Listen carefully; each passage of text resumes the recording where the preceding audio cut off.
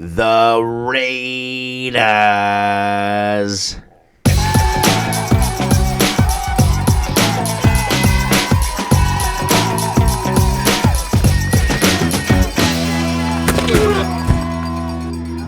All right, and welcome into Phins Football Podcast. This is B Trill, and welcome back. So, this is a happy Saturday. Go ahead and give me a thumbs up, like, and if this is your first time, go ahead and subscribe. So, let's go ahead and start talking about the Raiders. So, Raiders are coming into town for this Week 11 matchup. And believe it or not, Miami is still alive for those playoffs. You want to talk about playoffs? We will talk about that a little bit later. We'll talk about the remaining schedule and our chances at possibly making the playoffs. But first, let's dive into this Week 11 matchup.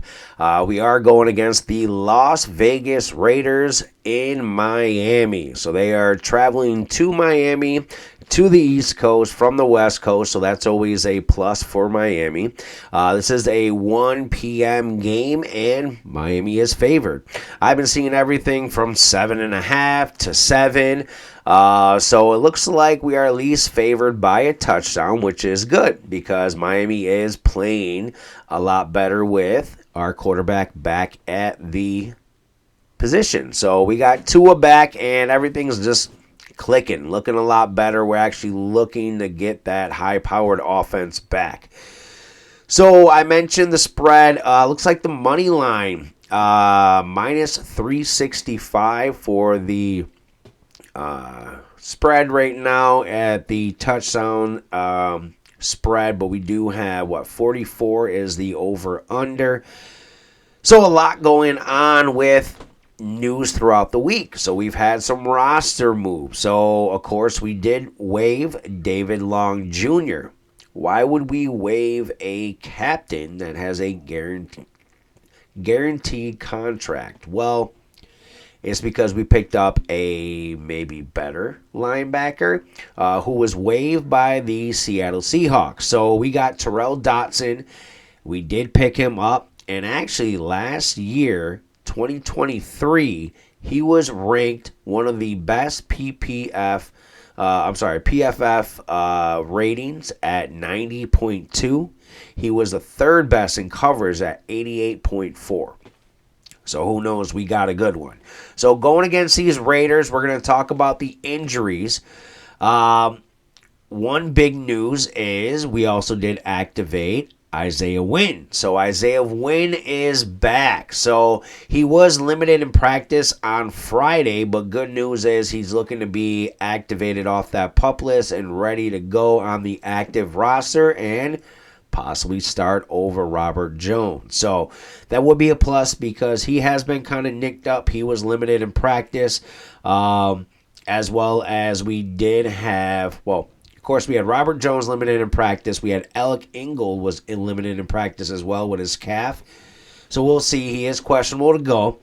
Good news is Ramsey. He actually got a knee injury throughout the week. I'm not sure how bad it was, but good news is he is cleared for Sunday. So he is going to be back. He is going to be playing. Not going to miss any time. Armstead as well. He did not practice. He had a knee injury also.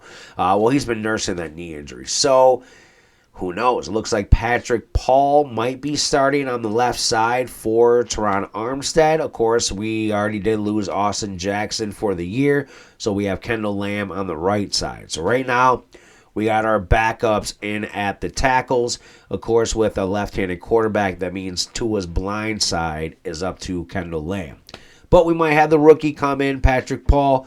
Who knows? Let's see what the beast can do. He is an animal.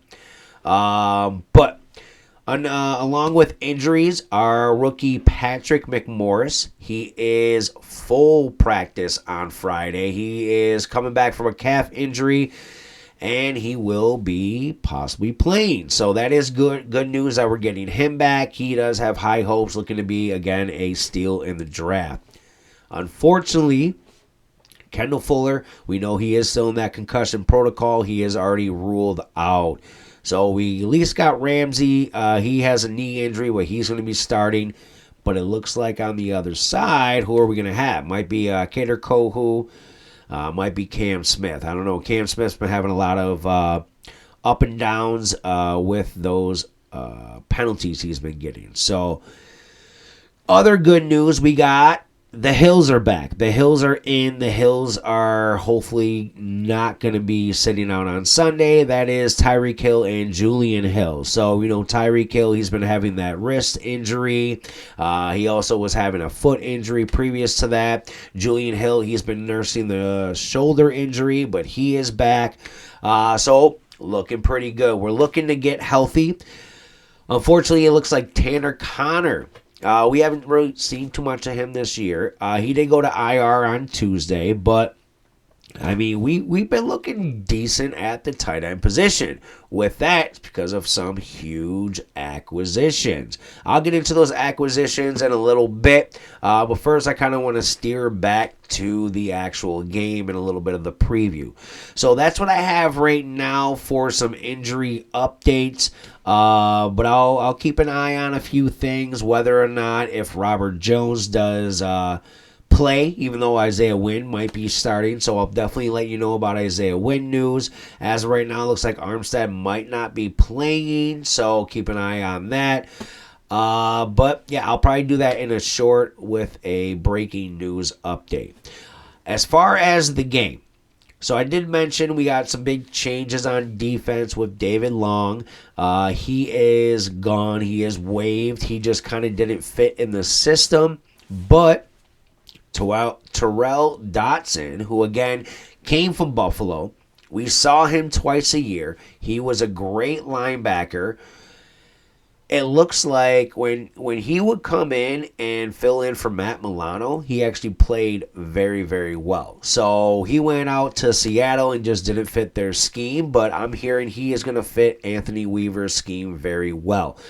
So I think we got a steal on that. But I think that, Miami's getting healthier. I think we need to focus on beating the Raiders one game at a time, but I think we got a real good chance to possibly, maybe, make the playoffs. We'll talk about that. But with this game, we need to keep up with the three-headed monster. So we really haven't got all three going at the same time, kind of been hit or miss, and as Mike McDaniel says, he kind of goes with the hot hand. So whether it's Achane, whether it is the rookie, Wright, Jalen Wright, or Mostert, who has been having some rough games with those fumbles. So we saw last week he had no rushes, 0 rushes. He only had 2 catches. One was that great spin move that Tua did to roll out to his right, which again he's left-handed, and then did the dump off to Mostert. So Mostert did have a big play that did contribute to the game, but he knows. He sat down with Mike McDaniel. I do know Barry Jackson did mention it in his last article.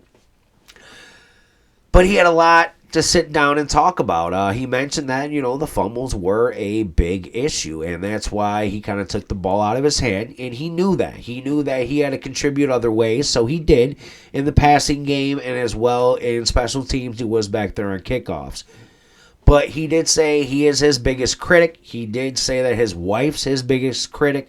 So he's just looking forward on to the next thing. He knows that, if he's fumbling, he's not going to get the ball. So Barry Jackson's got an article about that interview. But I just think if we get all three going at the same time, of course, with Isaiah Wynn back, that's going to help huge with the rushing game. And actually, Patrick Paul, I'm pretty sure that is his preference, rushing over passing. So I'm not sure if you can hear me wheezing over here. I'm getting over being sick, so that's why I'm a day late. Usually I bring this out on Fridays for these previews. Let me get a double like for that. But I think Miami has a real good chance at beating these Raiders. The Raiders, they're coming off a 5-game losing streak. As of Miami, we're looking a lot better. Of course, we're only on the 1-game winning streak with beating the Rams. But I think we have a great chance with, we're already favored by 7.5 this game, and I think I'm already hearing whispers of the Patriots next week. We're already favored by a touchdown as well. So again, let's not count the chickens before they're hatched, but we're looking good, pretty good with these updates, with everything coming through. We're getting healthier. We're picking up good players. We're swapping out players that don't really fit the scheme. So everything is really looking positive for Miami. So again, I like to steer towards the glass half full because right now, I say why not? There's no other way but up right now when we're down in the dumps and been dealing with injuries and things all year, and we're finally clicking and coming back together. So let's ride this train right now of goodness and happiness. But I think with the Raiders, I mean, they got Brock Bowers coming back. So he is their star tight end. He is leading the team with, I think, 580 yards receiving, which, again, we're halfway on the year. And as a rookie, he's looking to break 1,000. So he's looking phenomenal. He's back from injury. We got to maintain him. So we know that we're not good at linebackers at coverage. Jordan Brooks is decent, but this Terrell Dotson, if we have both of them covering Brock Bowers off and on, we got a good chance. So I think Dotson should lock up Bowers. I think that the safety should maybe double cover him because, again, they don't have Devontae Adams anymore. The Raiders are missing a lot of key weapons. They have Gardner Minshew as their quarterback. So, again, Minshew, he's up and down. He's a little inconsistent, but he can always make plays. We just got to lock him down. Our secondary, we've been playing great this year. We've been playing some lockdown in the passing game where we've been holding quarterbacks. I think it's below 200 for the passing game. So, with that, Gardner Minshew, I think he has 6 touchdowns and 8 interceptions. So, he's got more interceptions than touchdowns. Let's keep that going. Right now, he does have about 1,500 yards, so he has been airing it out. So, let's make sure that we lock everybody down as well as there are 2 backs right now. So, they're not doing as much as Josh Jacobs did when he was there, but they got Zamir White and Anthony Madison. So right there, they're decent backs, but they're not explosive. They're hopefully not going to put up 100 yards on us. So we got a great chance to win this game. I think that Miami, we just need to come up with a good game plan. I think that Jonnu Smith, again, had just keep giving him the rock. Tua needs to get back on pace with Waddle and Hill.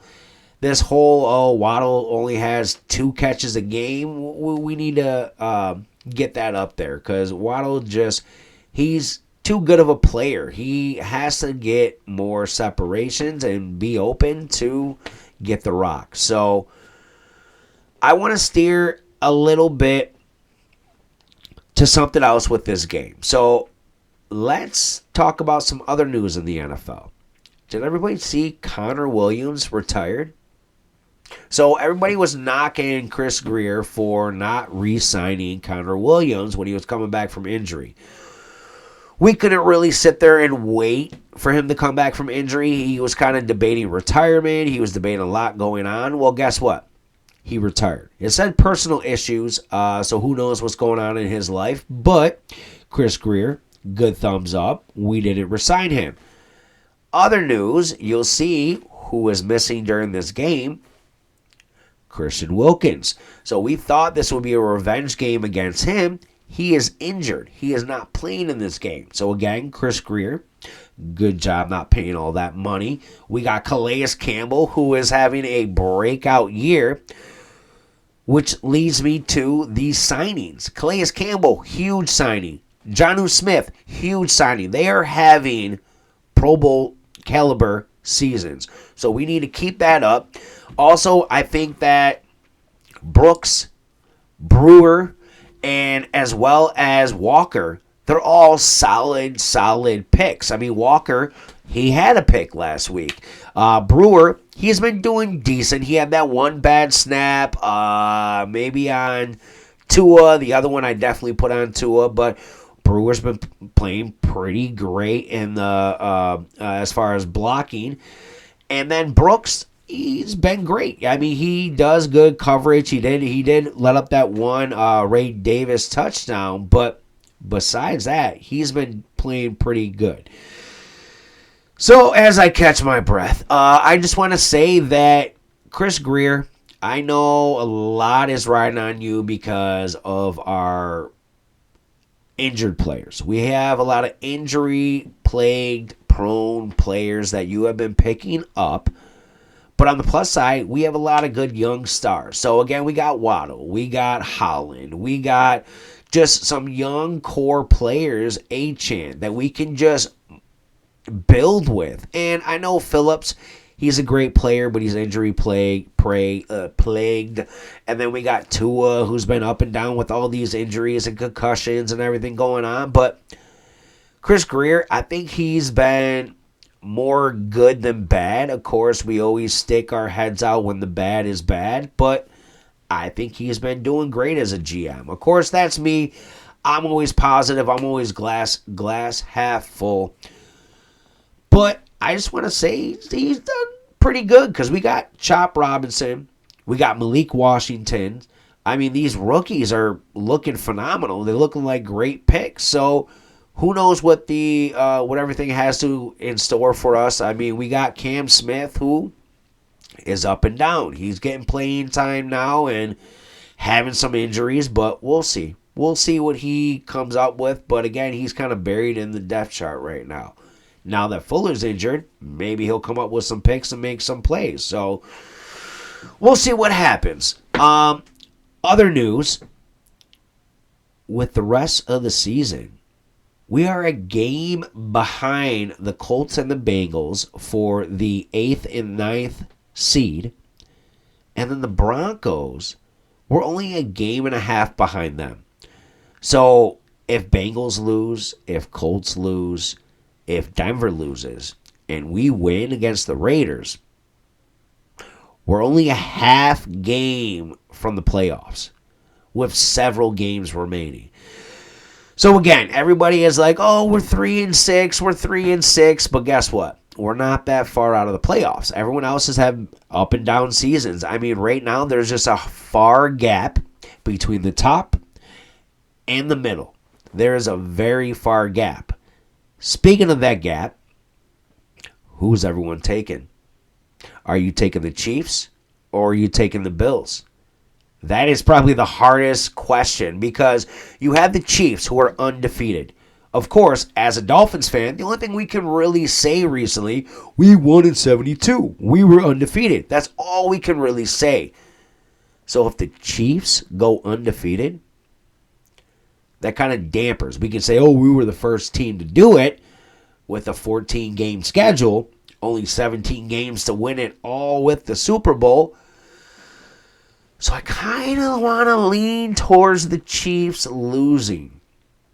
But of course, that's bittersweet because then we say, oh, the Bills win, and then they are 8-2.